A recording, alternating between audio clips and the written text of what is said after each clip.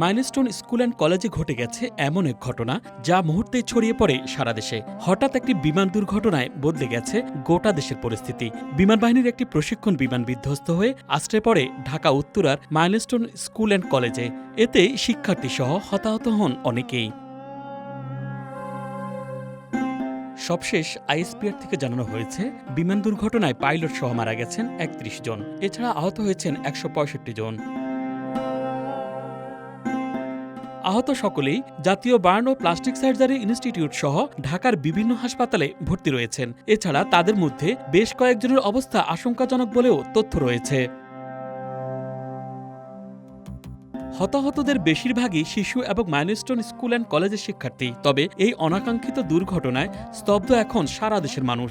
দিনভর আতঙ্ক আর উৎকণ্ঠা কেটেছে হতাহতদের পাশাপাশি নিখোঁজ শিক্ষার্থীদের অভিভাবকদের। এদিকে ঘটনার পর থেকে সামাজিক যোগাযোগ মাধ্যমে ছড়িয়ে পড়েছে নানা রকম বিভ্রান্তিকর তথ্য। অনেকে স্ট্যাটাস দিয়ে লিখেছেন, প্রকৃত মৃত্যুর সংখ্যা গোপন করেছে সরকার। কারো পোস্টে দুর্ঘটনায় ২ শতাধিক নিহত হওয়ার কথাও স্পষ্টভাবে উল্লেখ করা হয়। কেউ আবার এটিকে নিছক দুর্ঘটনা নয় উল্লেখ করে পরিকল্পিত বলেও পোস্টে লেখেন, সাম্প্রতিক কিছু ঘটনাকে অন্যদিকে মোড় দিতে এমন ঘটনা ঘটানো হয়েছে। যদিও কোনো নির্ভরযোগ্য সূত্র থেকে এসব তথ্যের সত্যতা নিশ্চিত করা হয়নি। এছাড়া অনেকেই বলছেন, সরকারকে বেকায়দায় ফেলতেই এ ধরনের গুজব ছড়ানো হচ্ছে।